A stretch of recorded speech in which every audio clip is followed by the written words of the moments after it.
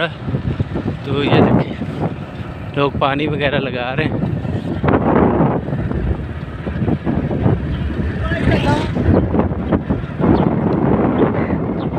हाय हाय बासी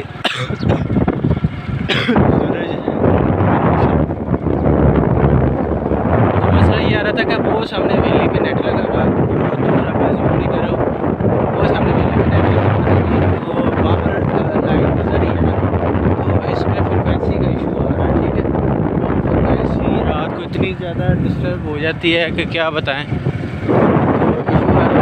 जैसे वो लाइट भी चेक की थी, इंटरनेट चेक करना था, और अभी मैं वापस घर की तरफ जा रहा हूँ। और एक नया ये फिर इलेक्ट्रिकल वायर यहाँ से सेट गुजरने लगा है, पता नहीं ये क्या करेंगे। लगी में पिलर लगे हुए यहाँ पे भी